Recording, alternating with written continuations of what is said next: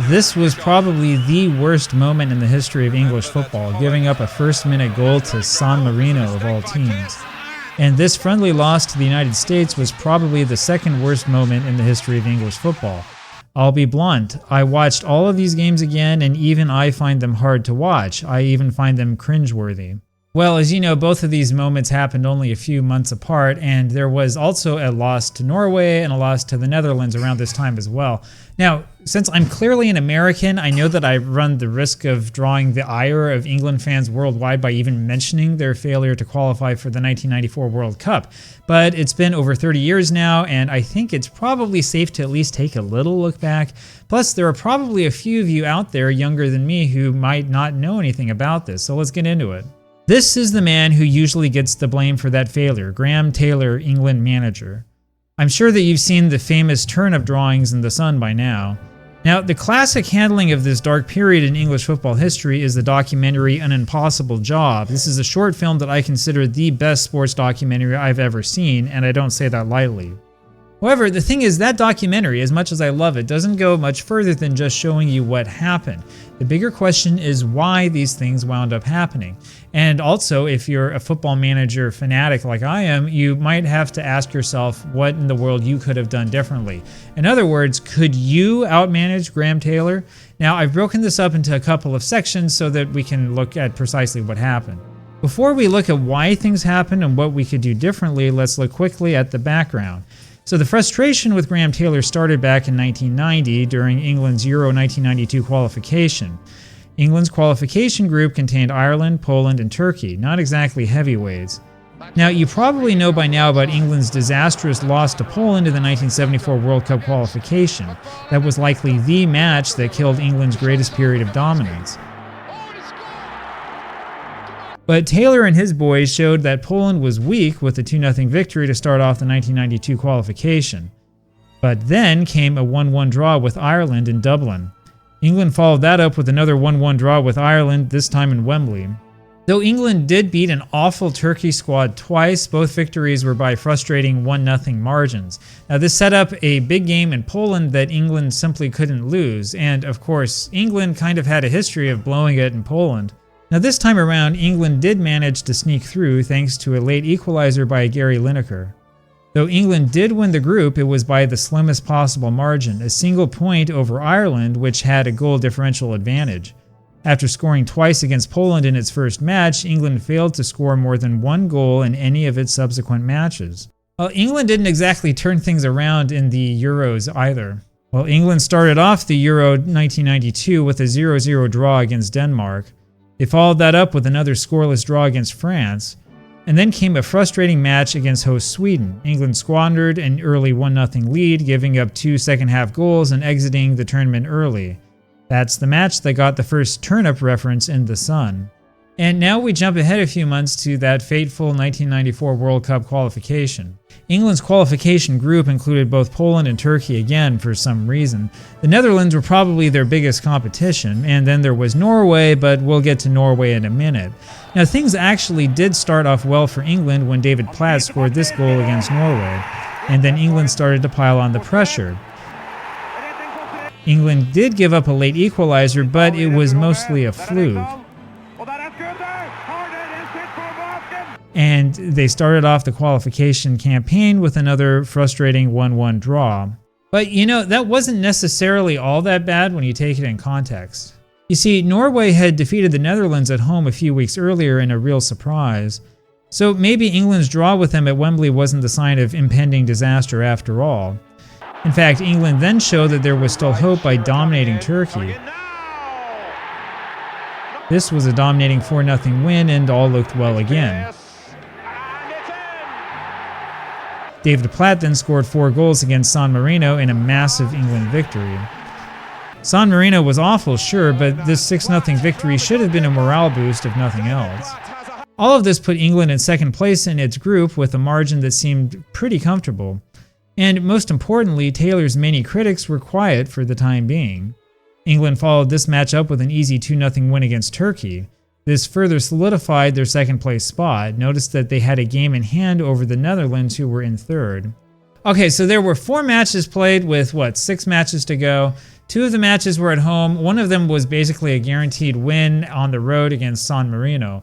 Now, I know there's no such thing as a sure thing, but you would really have to guess that England would have been in a really good position to qualify at this point. At the very least, the team had proven that it could score goals, which was much better than the qualification for Euro 1992. The next match, a home encounter against the Netherlands, was one of the most notorious matches in England history. John Barnes started it off with a nice-looking goal.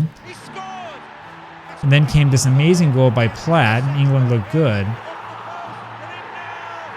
But then came a defensive disaster, making it 2-1. And then the call stopped going England's way. England still had the lead, though, and created chance after chance in the second half. In hindsight, it's actually amazing that England didn't score. And then, just 5 minutes away from the whistle, England gave up this penalty. The Netherlands equalized, and that was that. It wasn't great for morale, sure, but England still got 1 point from that draw, and they were still in the driver's seat. And then came a real bizarre match in Poland. I've never been able to figure out what the fighting was all about. Anyway, Poland scored an early goal on a fluke. Ian Wright came through with an incredible goal at the end to pull this one out of the fire. Even after those two draws, England still looked like it was in good shape. In fact, if you were trying to pinpoint precisely where things fell apart for England, this was it. You see, the next match in Norway was where everything went wrong. I mean, England's defense looked worse than terrible here. Norway scored an easy first half goal.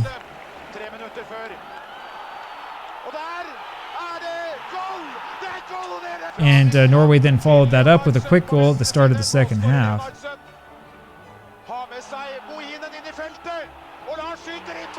England scarcely had an attack on goal for the rest of the match. This one was a dominating performance by Norway, and this got the faithful in England to really start worrying. So if you watch the original version of An Impossible Job, you'll notice that they skip from this right to the next qualifying match in September. The real story, however, is that England went to the United States to take part in a friendly tournament, and even taking part was a controversial decision. The idea apparently was to get the players acclimated to what playing in America would be like a year later. But of course, that doesn't make any sense. The World Cup was a full year away and England hadn't even qualified yet. And what's worse is that England was scheduled to play in Boston, Washington, D.C., and Detroit over the space of about 2 weeks. That's all more or less in America's Northeast. The World Cup itself, of course, took place over a much larger geographic area. In other words, the reasons for taking part in this tournament actually made no sense. In fact, two of the two participants didn't need to qualify. The United States were the hosts of the World Cup, and Germany had qualified automatically after West Germany had won the whole thing in 1990. And the final team of this tournament was Brazil. Brazil had not even started its World Cup qualification campaign yet, so these were basically warm-up games. This match was nothing short of a disaster. England conceded a goal early in the second half, and then frustration started to settle in. The United States scored again before the end. And that was it. I mean, England barely managed a shot on goal. I cannot emphasize enough just how ridiculous this result was. I mean, in 1993, there was no top-level soccer in the United States. Most of the United States team were college students. England was literally schooled by an amateur team. And, you know, the funny thing about this is that the English broadcasters talk about how this will be all over the American papers, front page news the next day. It wasn't. Most Americans weren't even watching this, even though it was on ESPN. Anyway, the whole thing just boggles my mind. Not all of it was lost. England followed that disaster up with a huge 3-0 win at home against Poland. Now, Graham Taylor, to his credit, told his club and the fans to not get complacent. Even still, you had to like England's chances. There were 2 matches left, including one that was a sure victory, and they were 2 points up on the Netherlands. And then came the biggest disaster of all. Now, this is the bad call that people remember the most. Defender Ronnie Koeman only received a yellow card for obstruction. It should have been red. And it was a free kick right outside of the box instead of a penalty. The worst part is that Koeman then scored only a few minutes later. Less than 5 minutes after that, the Netherlands scored once more, and England was all but out of it. Graham Taylor was livid, but he could do nothing about it. You can see how Graham's feeling now. Again, if you watch An Impossible Job, you'll realize that Taylor spent the entire second half complaining that Ronnie Koeman wasn't sent off for that foul. Now, he was right to complain. That sort of foul should have been a red card, and it really should have been a penalty. But the problem is that Taylor spent more attention to that incident than anything else that was happening, and we'll get back to that later. That made the task ahead much more difficult. England went into the final day, November 17th, needing Poland to beat the Netherlands and needing a massive win against San Marino. The Netherlands beat Poland, of course, making the task truly impossible for England. But worst of all, England went down 1-0 to San Marino after giving up this goal right after the kickoff. In fact, for the first few minutes of that match, it looked like England had completely given up. Now, England did get the win. It was a 7-1 thrashing of an awful side, but the damage had been done.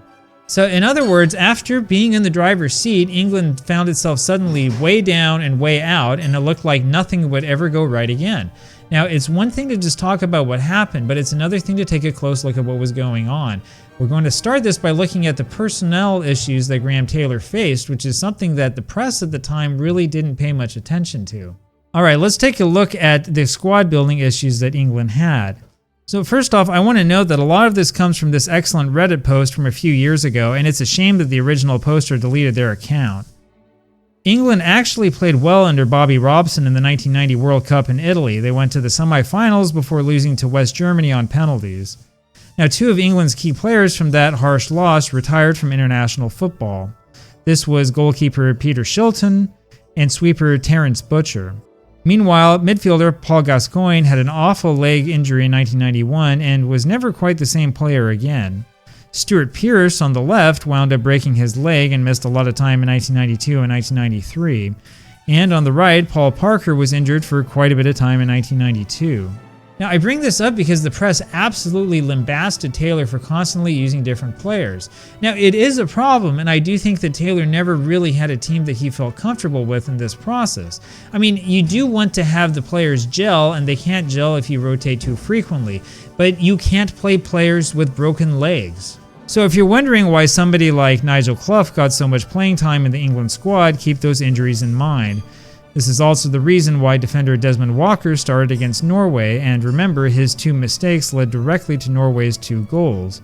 Now, Graham Taylor doesn't get a free pass here. His refusal to play Chris Waddle, for example, is totally bizarre in hindsight. And the same thing goes for Peter Beardsley, who Taylor wouldn't even consider despite the press practically begging him to give him a shot. So that's the first task for you. Could you go back in time and put together a better England squad? Could you out-select Taylor? Next comes the tactical issues. This is a little bit harder to show since I can't go back in time and use the 2D Football Manager shot, with all the little dots to show all the matches again. It's also really not that easy to research. There's a lot of conflicting information out there, but I've got at least an idea of what was going wrong. Many observers of these matches note that England's game seems to have been a dump and run game with long balls being placed through channels. This was combined again and again with incompetence in midfield, and I'm not the only one to notice this. So when you look at clips like this of Norway attacking relentlessly against England, you have to realize that Norway had chances like this because they were dominating the midfield. Even the United States was able to dominate midfield against England, and I mean, that's just amazing. So Taylor was known for long passing and a very direct style when he was at Watford and also Aston Villa, and so it's really not much of a surprise that he tended towards this style here. I've read where people have said that he was trying to adjust his game and adapt a little bit for what was happening in Europe, but as I've watched the matches, I don't see a lot of evidence of that. And the problem is that there's really a big gap between, the second division of the Football League in 1980 and the World Cup qualifiers against the Netherlands. Oh, and then there was that 3 at the back experiment against Norway. Taylor inexplicably decided to stick 3 men at the back in that second match against Norway as a sort of last-minute defensive surprise. The strategy was an absolute failure, of course. And the most puzzling thing of all is that there's no indication that Taylor spent much time preparing his players for this tactical change. This is most apparent in An Impossible Job. When you watch that documentary, notice how much time Taylor spends attending press conferences and how little time Taylor actually spends training with the squad. He was a friendly man, he was a kind man, absolutely, but you get this feeling that he saw the World Cup qualification as something absolutely guaranteed. Now, that does bring up the next point, which is what I suppose we could call bad luck. You never want to use bad luck as an excuse for failure, but I do think that Taylor has a pretty good case. In fact, I was reminded of the bad luck argument when I was reading The Anatomy of England by Jonathan Wilson, who points out that a fluke goal here or there might cause a tactical overreaction. After all, anybody who plays Football Manager seriously, if seriously you're playing a kid's game, whatever, but if you play it seriously, you know that you don't want to totally change your tactics after a single loss. And yeah, I'm looking at you, Lelujo. You need a large sample size to get an idea of what exactly is working and what is not. It's no different than in real life, and honestly, Graham Taylor should have known that. Now, to be fair to Taylor, this really should have been a penalty and a red card. However, we forget that the Netherlands lost a goal at the end of the first half of the same match after a really bad offside call. This is the reason why you can't blame bad luck, because it works both ways. And of course, the loss against the United States should have been a big clue that something was fundamentally wrong. That goal by San Marino was really the one that lost Graham Taylor his job, not the bad call against the Netherlands. As nice a guy as Taylor was, there was clearly something going on. In fact, in hindsight, I do think that there is a question as to exactly how much control Taylor had over how the squad really worked, and also over what his relationship with the press actually was. Well, this point goes back to An Impossible Job, where it's most evident. So for a man who was often so lambasted in the press, Taylor was really talkative. What I don't understand is why he kept talking to the press even after disasters like that 2-0 loss to Norway. And honestly, I also don't understand why Taylor didn't fight against the FA to try to get England out of that stupid US Cup. So sure, in Football Manager, you can screw things up if you say the wrong thing at the press conference, right? That's why most experienced people in Football Manager just let the assistant take care of all that garbage. It's actually not that much different than in real life.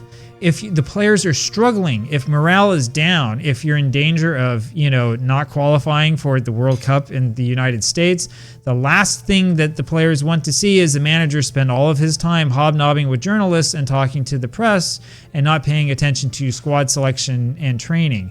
And that's really what happened here. I mean, in all honesty, if I were in charge of this team, I would have shut the door to all reporters. I would have stopped talking at any press conference, and I would say we have to concentrate on the task at hand. Anyway, all of this brings up my biggest question. Could you do better? Would you have made different squad selections if you were in Taylor's shoes? Would you have worked to cut the team and yourself off from the press instead of talking to reporters at every opportunity? And how would you have arranged this team tactically? Okay, in the end of this, I don't want to give you guys an impression that I think that Taylor was a bad manager, and he certainly was not a bad guy. He was actually, I think, very commendable as a person. In fact, everything that I've read about him and everything I saw in An Impossible Job makes me believe that he really was legitimately a good person. But honestly, I do think that he has to take some of the blame for what happened in World Cup qualification. Anyway, let me know down in the comments what would you have done differently, and could you outmanage Taylor?